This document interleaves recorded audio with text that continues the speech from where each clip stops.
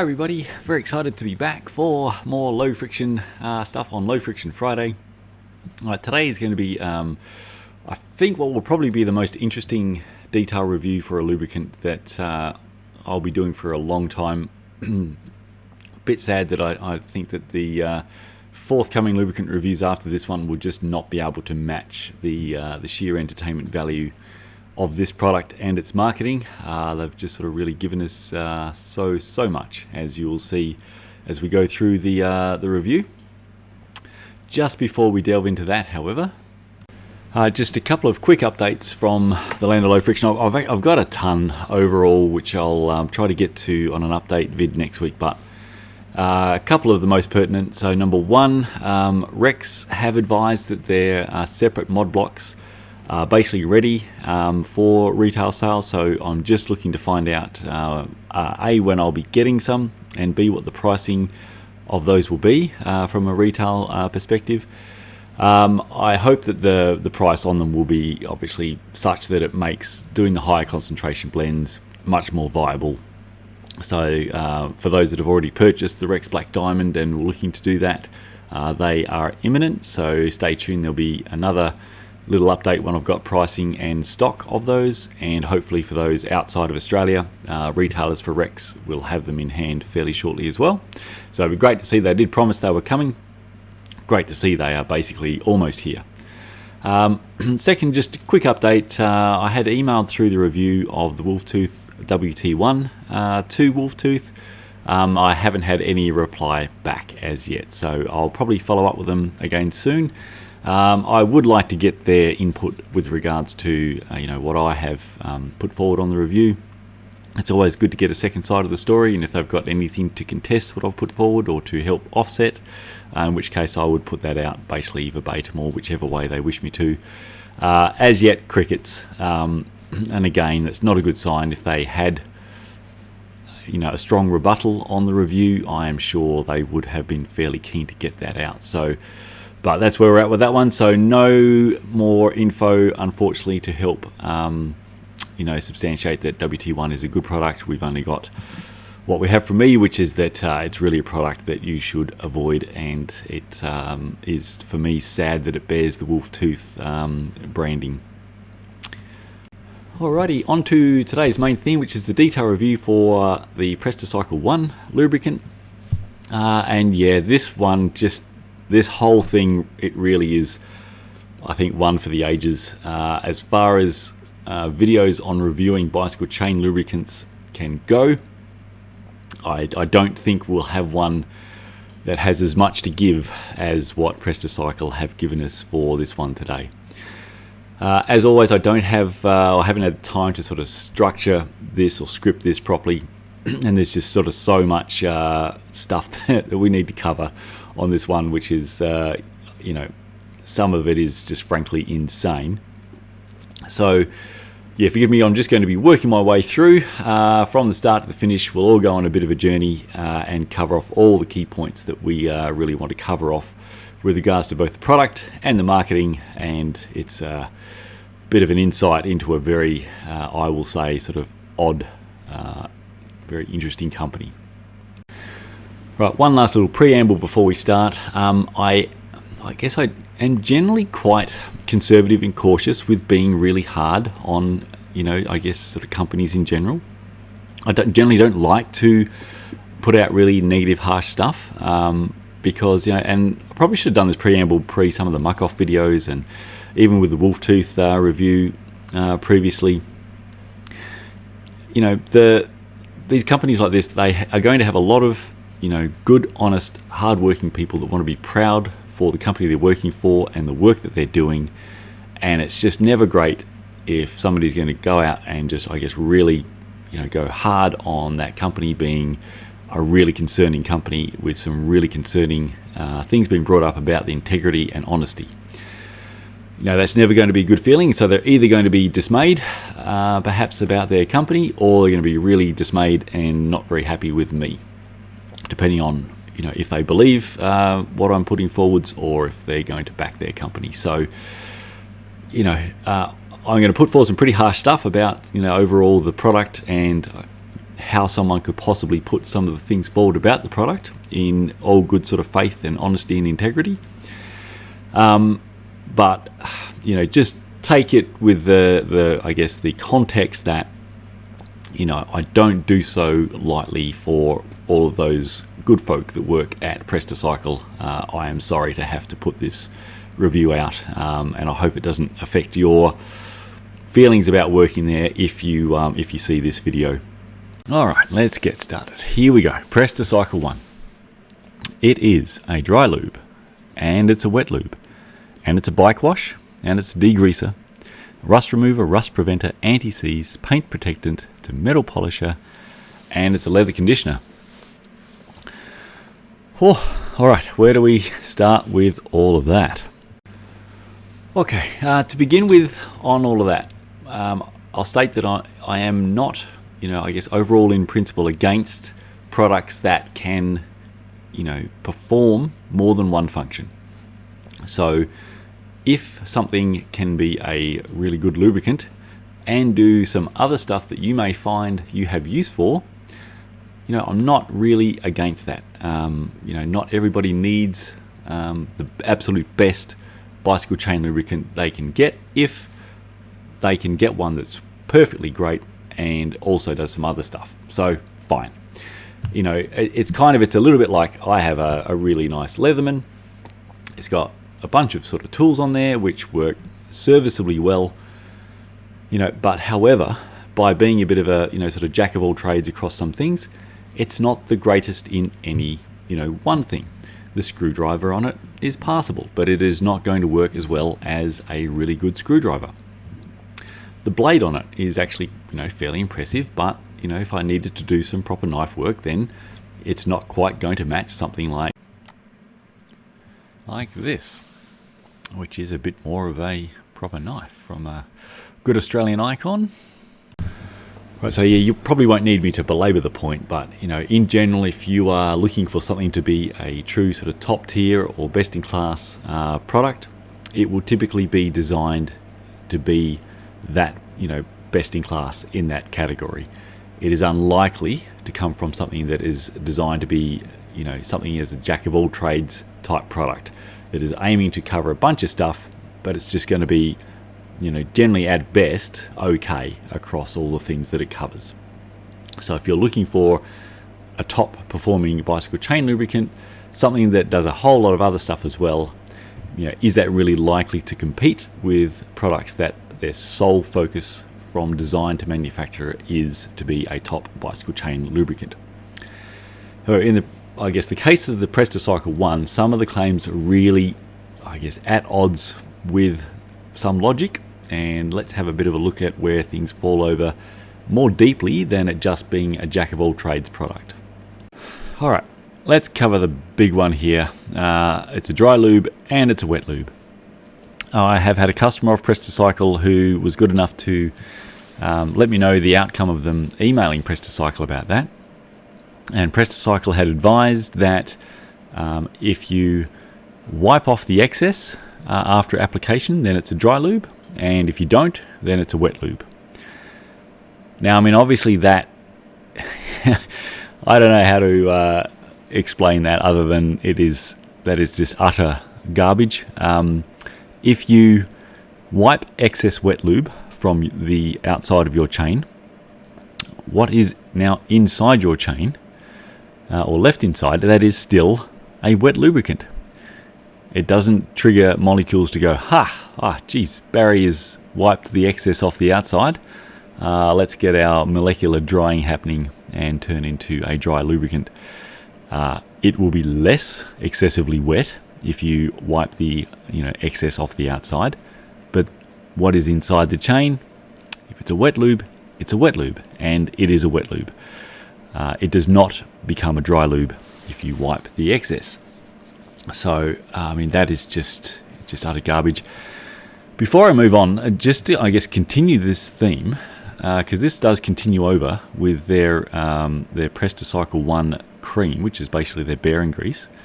So you may notice here that it is a bearing grease, and it is also a degreaser. Now, if you're wondering what that looks like, let me show you what that looks like in reality. Okay, it looks exactly like this.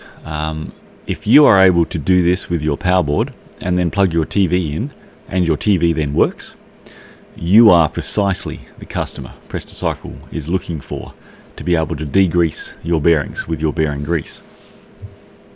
I don't know how often Prestacycle are needing to reply to customer inquiries where normal people look at the claims for Prestacycle One lubricant or their bearing grease, and have a little bit of a logic circuit trip and decide to email them to ask them to please explain. I can only imagine it's a lot. I know, I'm sure they've got a sort of cut and paste response that they would need to be sending out quite constantly.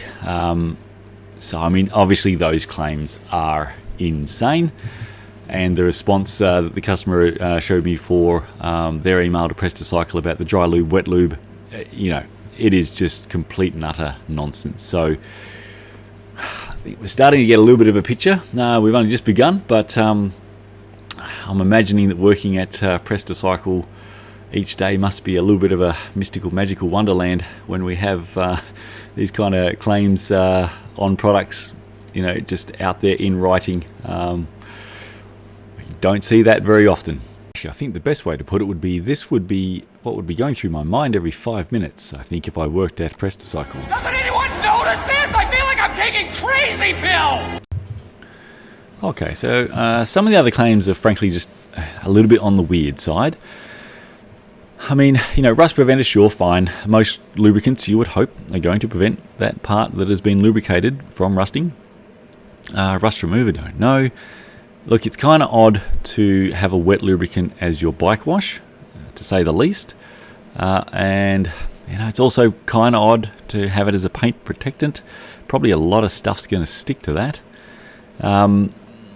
This is, really, I guess, the other concerning one. So the metal polish. Typically, you do not want something that is going to be a polishing agent as your lubricant. If you set to trying to polish your silverware with a frictionless cloth, nothing is going to happen. You need some level of friction to affect a change on the surface. So it is extremely unusual that something that is able to act as a polishing agent would also be the lowest friction option as a lubricating agent. It may be that it's still low friction, ish overall, but it is not going to be the lowest friction versus going for a standalone lubricant that its only job is to be the lowest friction lubricant.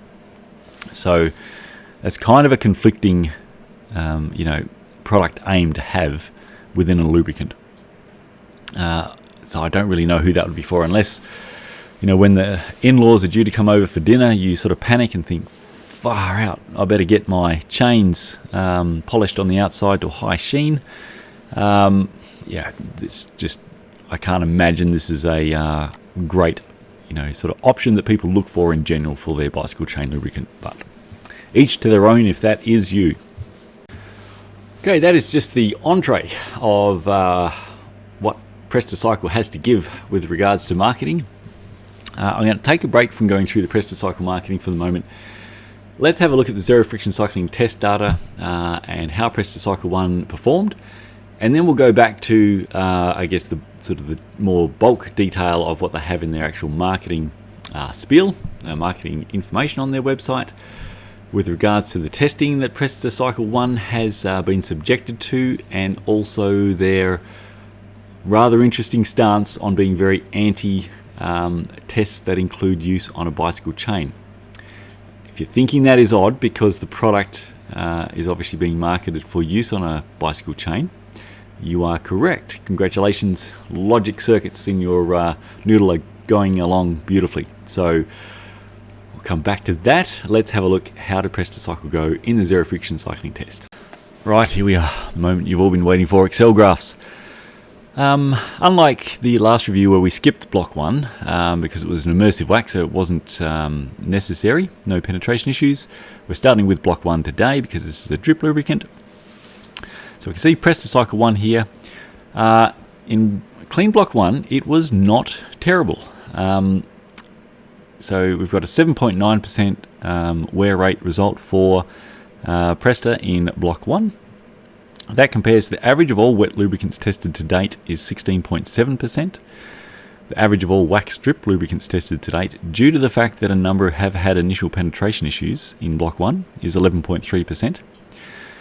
Comparing to the top ones tested to date, so the average of the top 5 wet lubricants tested is 4.3%. The average for the top 5 wax lubricants tested to date is 5.4%. So, you know, they're better, but, you know, again, it's not terrible at 7.9. Average of the 5 worst wet lubricants tested to date is 36.6%. So it's a long way from, you know, the worst lubricants tested in block 1. So, you know, block 1, things went okay. This is as good as things get for Prestacycle. After this, things take quite a turn, to say the least. Alright, moving into block 2, which is the dry contamination test block. And yeah, things very quickly became quite horrendous. So Prestacycle One recorded a wear rate of 95%. So basically it wore through the entire chain within that 1,000 kilometer test block. That compares to the average of all wet lubricants tested through block 2 at 46.7%. Average of all wax drip lubricants tested through block 2 at 9.5%. The average of the top 5 wet lubricants is 16.6%, so we're at, you know, sort of pretty much around 6 times worse than the average for the top wet lubricants known. The average of the top 5 wax lubricants is 3.6%, so it's just obviously massively many more times. If you're wondering, you know, which, if those that are sort of quite astute at thinking on this stuff, why is the average for the top 5 wax lubricants in the dry contamination block, which is a harsher block, lower than in the block 1 clean block? That is because any that have had penetration issues, that is resolved, and the wax lubricants are just simply resisting the dust contamination getting in. So there's a number of those that actually had lower wear rates in block 2 versus block 1. Alright, now the average of the 5 worst wet lubricants ever tested, of which Prestacycle is within that grouping as well, is 89.7%. So it is, you know, it's horrendously bad. Alright, let's have a look at it on the actual data table. So we can see here, so this is sorted by end of test at block 2, because the test was stopped here for Prestacycle One, and the other data results are then extrapolated from that. But we can see as soon as we started to add dust, yeah, it is just murderous on your chain. It is very wet, so it does absorb the dust very readily. I did wipe the chain thoroughly after each application so that the chain was hopefully not excessively wet. However, unsurprisingly, the still wet, not dry lubricant inside the chain does still, you know, come back out and make the chain wet on the outside. And just the nature of this lubricant, it absorbs, you know, any and all dust and contamination very readily, and it became just murderously abrasive inside and ate through the chain in very short order. So it's really hanging out, you know, with the 3 lowest ones there from muck off, where the muck off base for these lubricants does appear to be designed for chain homicide. They just, you know, nothing really until Prestacycle One, you know, has shown that they can absorb abrasive contamination as readily as those products. So well done Prestacycle One getting in there and separating the 3 muck-offs. So, you know, if you are going to use this lubricant and you only ride on dry road rides, then it is potentially going to be not terrible. You're going to have more dust contamination outside in your road riding than, you know, the test conditions are here for zero friction cycling, where it is basically in a very clean environment on an ergo. So it will be worse for you than what the test is showing here for block 1. You will want to do regular maintenance to keep the level of abrasiveness on this lubricant lower than what it will want to try to get to. If you're riding off-road, just again, the components should be sort of having you up for category 1 murder for using. So Now the other block, so we have an extrapolated result here for block 4. Not tested in block 4. The test was stopped at the end of block 2. There is no point continuing. It is terrible. So I cannot say that this particular result here in block 4 for the wet contamination is accurate at all. If anything, it is likely to be a very generous extrapolated result. Lubricants, all lubricants tested have returned a higher wear rate in block 4 of the wet contamination than they have in block 2. Not a single lubricant has returned a lower wear rate, and that makes sense. It's a harsher test block. So if it's horrendous in block 2, it's going to be horrendous in the wet contamination block as well. So if you ride a lot in wet conditions, there's no point considering this product either. It's going to be bad, very, very bad. Alright, I'm not even going to bother bringing up the cost to run tables. Most of that is off heavily extrapolated data anyway, because that uses the 5,000 kilometers of the main test, and this only made it to 2,000 kilometers in. So blocks 3, 4 and 5 are extrapolated based on the average of lubricants that have made it through those blocks. So it's actually, it's a kind extrapolation, and even still the total wear rate by the end of block 5 is, I forget, it's in the hundreds of percentages. It's bad. So the cost to run modeling based on that comes out, enormous. In short, this is going to make pretty, short life indeed for your, all of your drivetrain components, from the chain to the cassette to the chain rings. Heaven forbid someone is going to run this off-road on a new SRAM XX SL transmission. Holy Batman. So, we can see it is just really dirty stuff. So as I mentioned earlier, I do wipe the excess as best I can after each application. You don't have great, choice as to how much comes out. It does come out pretty heavy. I had mentioned this on a video I made when I was initially started testing Prestacycle. It looks like no other lubricant. It is something else. It really does look like if you're of the male species that you got super excited about your chain and somehow have astounding aim. It really, I'm not sure if the photo quite does it justice, but if you have used this in real life, you will know what I mean. And you can see the mess it's made underneath the on the test machine setup overall. It is just a mess. So you can see there on the cassette, on the pulley wheels. Now if I compare that to, say, I did have somewhere, bear with me, a photograph of Synergetic at the end of 6,000 kilometers of testing. So that is 3 times the distance, 3 times the number of reapplications, a huge amount more contamination thrown at it in the wet block 4 and extreme block 6. And there's quite a difference there, obviously, with regards to how the chain is looking after 6,000 kilometers and a massive amount more crap thrown at it and re-lubrication intervals, as opposed to how Prestacycle looks after just 2,000 kilometers of testing. It is a messy lube. It is just really, sorry, I'll make that the right size. It is very, very poor. Okay, so there's not really any other way to surmise the overall test result as, it's just brutally bad. Yes, it is not terrible if you are potentially just going to use this in very clean, dry road cycling. However, you're still going to want to ensure that you are performing regular maintenance because it is going to want to get to a state of being highly abrasive and wanting to try to do rather indecent things to your chain and your group sets.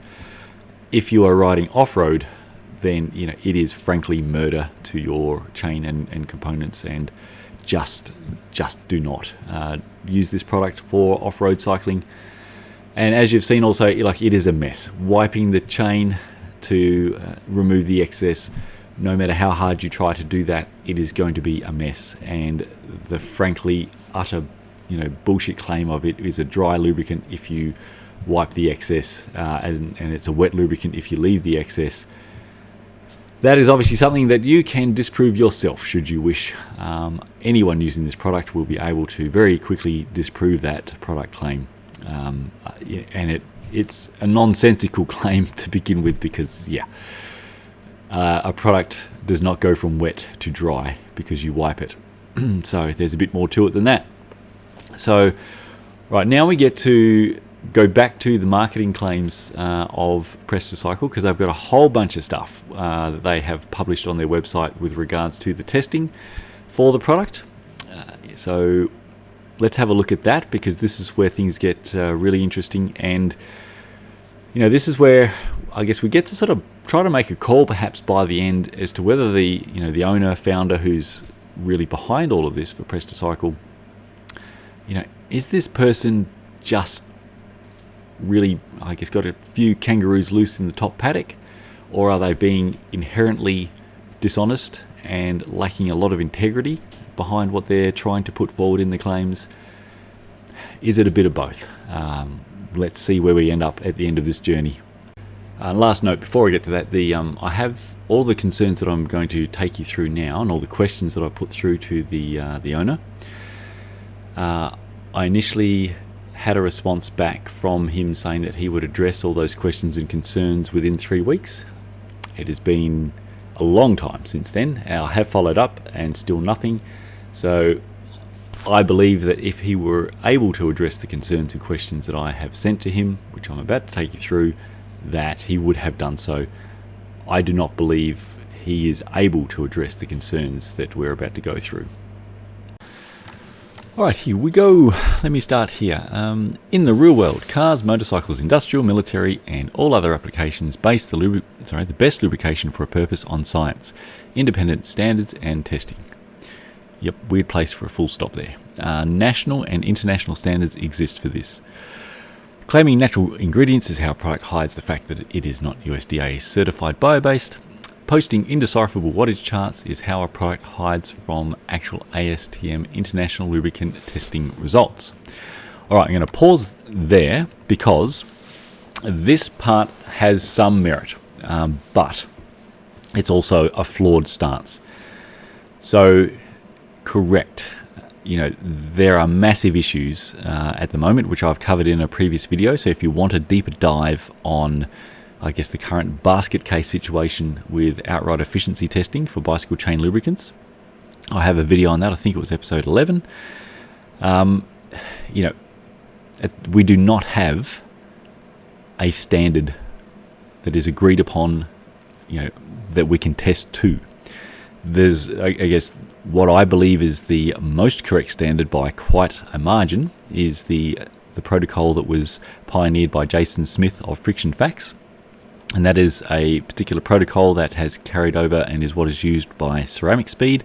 So I still hold their outright efficiency testing as the gold standard. And I believe that that protocol is what is being followed by Silka with their very fancy testing that they do. So we kind of have an informal standard that are used by a couple of the top manufacturers, and we have a couple of other manufacturers that appear to be testing in a way that is going to give their product the best result. And so we get, you can look at one test from one facility and it will show, say, squirt at 4.8 watts loss, and another place has it at 8.6. And you can pick a whole bunch of different lubricants that have been tested across different test facilities, and the variances are massive for the same lubricant. So, it's a basket case. And that is why the zero friction cycling test does not go down the path of outright efficiency testing, because it is a basket case and there is no agreed standard on that. And there are some really strong advantages for the test method that I use, and it also has some limitations in that it cannot give us outright efficiency loss numbers. We're using a wear-based test for a reason. So the fact that we do not have a standard to test to, that is an issue, and people do get lost and confused trying to, who to believe with regards to what's loss figures from one place to another. However, the fact that we don't have a standard to test to doesn't mean that using, an international standard for a completely different purpose gives us any accurate insight into that lubricant's performance in the use case of being a bicycle chain lubricant operating on a bicycle chain outside exposed to contamination. So is sort of basically using the fact that there's a bit of a basket case with regards to outright efficiency testing in the cycling industry to justify using of standards testing and a particular standard, I guess, that they felt was obviously going to give their product a great test result.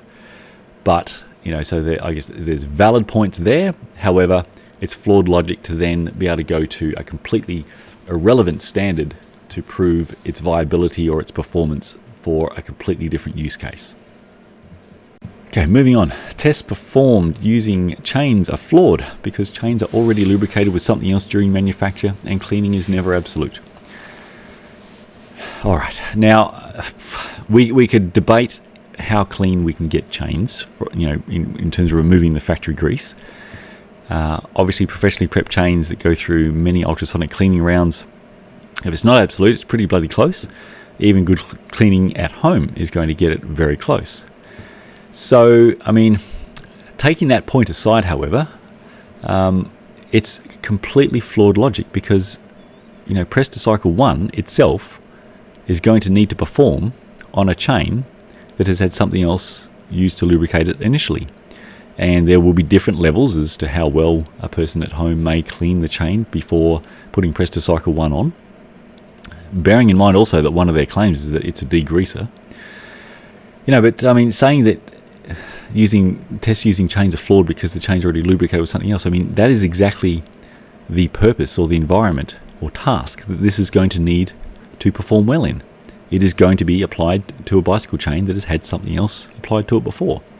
And it is going to be benchmarked in its performance against products that are doing the exact same thing. So it makes absolutely no sense to go down that path. It's completely broken logic, and I hope that sort of jumps out at you as something exactly the same. Did anyone notice this? I feel like I'm taking crazy pills! Okay, Prestacycle brings to you the very best choice in lubrication, not based upon the image. We are USDA certified bio-based. Sure looks bio-based. We openly post our ASTM lubrication results, which chart our extremely low resistance and broke the test results, proving our product will not fail even under the most extreme circumstances. Our product publishes actual specifications such as operating temperature range and is certified for purposes based on government standards and specifications. Alrighty, let us delve a bit deeper on that bit. Here we go. Lubrication that broke the test. Prestacycle One was subjected to the ASTM 4-ball wear test. The steel ball is rotated against 3 lubricated stationary balls under a specific load, speed, temperature and time, per ASTM standards to determine wear or failure. Prestacycle One's lubrication score result, no fail. Now, do you believe that no fail means that they broke that standards test?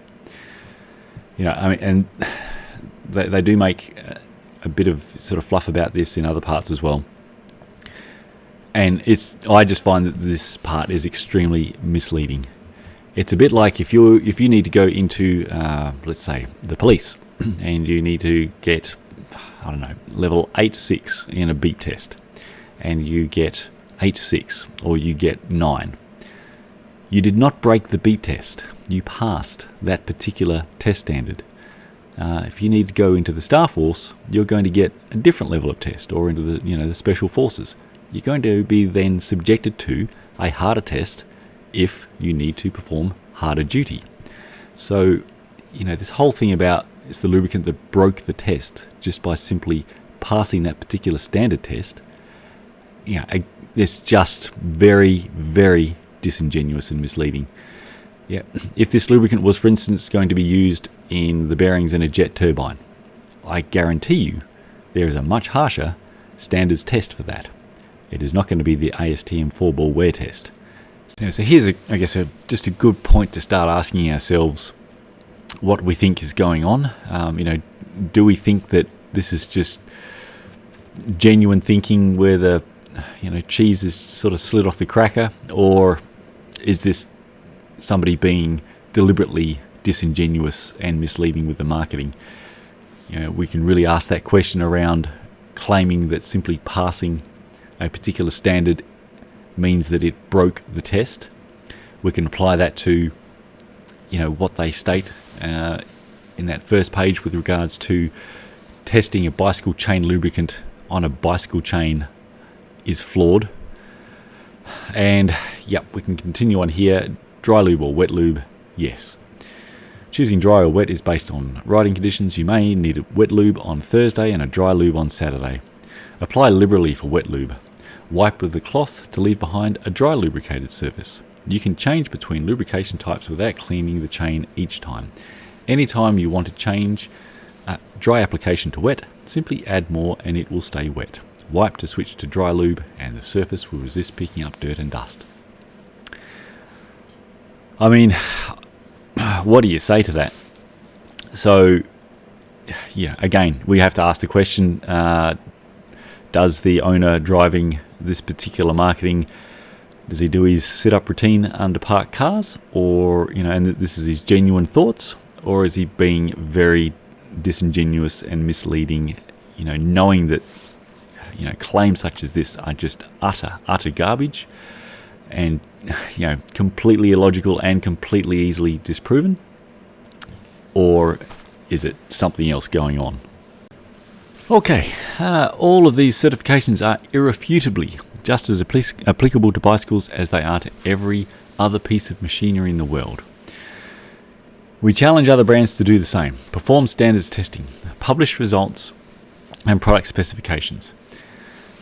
Alright, I think it's safe to say that such a claim is refutable. You cannot subject a lubricant to one ASTM test or even multiple other standards testing and then say that the results from those tests mean that this lubricant is basically applicable to every other piece of machinery in the world. There is a different lubricant in the bearing of, say, a dental drill spinning at over 100,000 RPM as there is in a ship's engine spinning at 110 RPM under massive load. There is a difference in the lubricant in a jet turbine bearing as opposed to, pivots on your sort of car suspension. Different products require different, properties, and they undergo different standards testing to ensure they meet those properties. So putting it through an ASTM 4-ball test, and he has put it through apparently some other Mil-spec testing as well, of which there are no details, but then claiming that they are irrefutably applicable to bicycles. It's like I struggle to really come up with the words just to explain or how nuts that is. Did anyone notice this? I feel like I'm taking crazy pills! Okay, duck back to, we challenge other brands to do the same. Perform standards testing, publish results and product specifications. Alright, so I'm on their website, as you can see. So they've done this testing. Where is it published? I can't find it. I can find a whole bunch of all their other magnificent claims, so we've only covered the surface of their actual claims. So see here, there's more testing here that they've apparently done. So the some Mil-spec testing, of which there are no details with, I guess pertaining to what this standard, what was the test. So what were the specifics? What did it pass? And how that relates to its use on a bicycle chain. So the main test that they're referring to, the ASTM 4-ball test, where is it?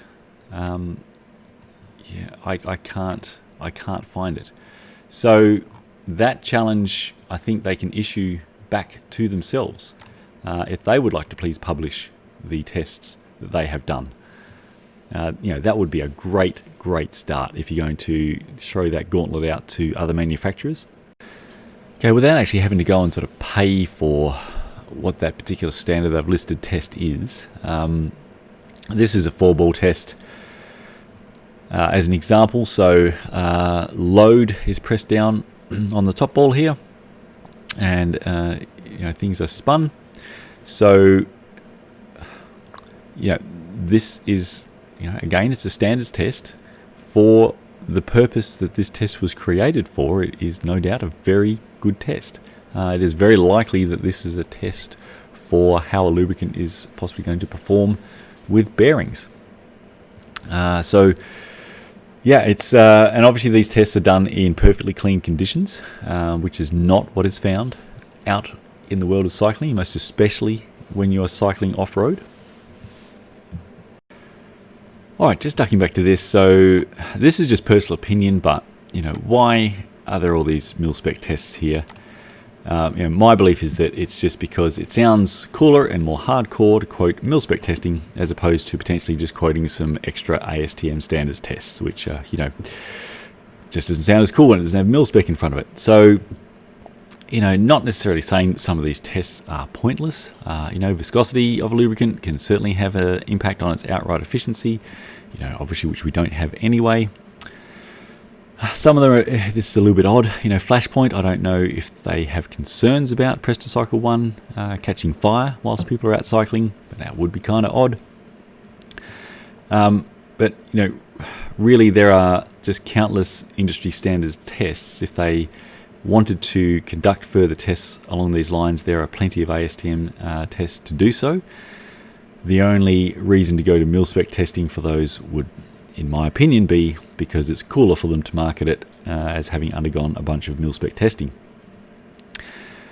But yet again, and I know I sort of will be in general promising and trying not to repeat myself too much, but it sure would be great if you're going to throw down this gauntlet for other brands to perform standards testing and publish the results. Just lead by your own example and your own gauntlet that you've thrown down there. Where is your tests? What's the specifics of these tests so we can see exactly what they have passed and how relevant those tests may be to any particular performance characteristics that we're looking for a lubricant that is going to be used on a bicycle chain. I know, let's say if I was in the military and about to need to lubricate some stuff ahead of Operation Desert Storm, I think the zero friction cycling test for its performance in dry contamination block 2 is going to be a hell of a lot more relevant and indicative as to what I may expect as opposed to any of these. So that's not a bad note to finish on with regards to their mil-spec testing. Okay, I won't go through them all because it'll take too much time and might be boring, but here are the questions that I sent through to David Finlayson, who's the owner there of Prestacycle. So all of the concerns that at the end of the day we have actually gone through quite quickly, despite the length of this video already. This is where I've stepped out, I guess, all the concerns in writing and in questions for David to answer to alleviate those concerns. And yes, as yet, unfortunately, despite him saying that he would answer those concerns, we have not been able to get the answers to those concerns. Alright, let's wrap this one up. Forgive me while I read my summary notes because there's too many for my 3 little neurons to try to remember. Okay, dry lube, wet lube claims are just for this are absolutely illogical and very easily disproven by anyone using. Other product claims such as it's a bike wash, metal polish and more, they are concerning. Claims that the ASTM standards are testing is irrefutable with regards to being applicable to cycling and all applications is just absolutely illogical. Claims that testing its performance using a bicycle chain is flawed, that is also obviously very illogical. Its own performance as soon as contamination was introduced was horrendous. It is very messy and dirty and it would require constant maintenance. Claims that it is the lubricant that broke the test by passing an ASTM test standard, that is just complete and utter misleading bullshit. Throwing down the gauntlet to other manufacturers to use ASTM standards testing, remembering that they are not applicable or relevant with regards to how they may then perform on a as a bicycle chain lubricant on a bicycle chain. That is an illogical stance. And again, throwing down the gauntlet to for manufacturers to conduct that and then publish the test results when they have not done so themselves, as best as I can tell. I have, I believe, clicked on every link and looked at every page and I can't find it. So if I've missed it, then I'm incorrect, and they have published their test results. Someone please let me know. But also if they have, perhaps considering this is sort of central to their gauntlet throwing, perhaps make them somewhat easier to find. I don't believe they're there. Using mil-spec test claims I find is just fitting the theme of the really deceptive marketing that I think is going on here. It's just I guess misdirection by playing on the fact that people will find that mil-spec is going to sound more hardcore and cooler. So as a too good to resist side tangent, claiming your bearing grease is also a degreaser. Well, what is my conclusion? So, is, and I sort of hinted at it, but, is the marketing all just broken logic from someone who's a few fries short of a Happy Meal, or, has there been a deliberate attempt to mislead and deceive readers who may be unable to, see through that by just sort of thinking through the next step? So my belief, obviously, is sadly the latter. I don't believe that any person who has spent sufficient time thinking in this space, especially one, such that has brought a product to market, that they could possibly believe that material that they have put in their marketing. I think a lot of deliberate effort has gone into what they have put forward there and how they have put that forward as a clear sort of way to mislead and deceive as part of the marketing. I wish that wasn't my opinion on the situation, but sadly that is. I really feel sorry for any cyclists that have used the product, and obviously specifically I feel sorry for your drivetrains. Hopefully, especially not an off-road rider. So, obviously aside from, David not answering the questions that I sent through to him previously, we can really add to that. I mean, if he believes that sort of testing on a bicycle chain on a bicycle, if that's flawed, I'd love for him to please explain, I guess, sort of where did that go wrong for Prestacycle One. My entire test brief and test protocol is on the website, and I have a video demonstrating how the contamination is added through the contamination blocks, and I also explain the ZFC test there, its strengths and its limitations. If he can point out as to why Prestacycle One did poorly, whereas competitors have done extremely well, even obviously wet lube competitors, then I would love to hear his explanation as to Prestacycle One's performance in the ZFC test and what the flaws of that may be. So on top, obviously I would also like him to answer all the other questions that were sent, which pertain to all that we've covered today. So yeah, that's the overall summary. This one really has been I guess as close really to sort of the muck-off files with regards to having a look at marketing claims that are, I think, as deceptive. There really hasn't been anything. Most times what we find, obviously, is just a lot of lubricants claiming a whole bunch of stuff that they cannot substantiate, and if the lubricant, tests poorly, then it tests poorly. So I think things have gone a lot deeper in this case, and that's very disappointing, and I apologise. If you work at Presta Cycling, you very proudly work there. Sorry, this one may have been tough. Obviously, if you have points of merit to dispute what I've put forward, please contact me, either comments on the video, or you can email me. Send them through, and I'm happy to revisit anything if genuinely believe that I'm incorrect. And I don't know. Prestacycle sell a bunch of stuff. I have no idea. They may sell a whole bunch of other great products. My focus is just on obviously in the lubricant space for the chain lubricants, so I can only really go through what we've seen with regards to that, and that has been just very, very poor, and in the worst way really. Making claims about stuff that you cannot substantiate and the product performance is crap is one thing. Being, in my opinion, deliberately very deceptive and misleading, that is something else. So that is just really disappointing. Okay, thanks for watching. I hope you have a great low friction cycling weekend. I know that was quite a journey, but this one was quite a product and quite some marketing to cover. Really, there's only one way to finish this video, I think. Did anyone notice this? I feel like I'm taking crazy pills!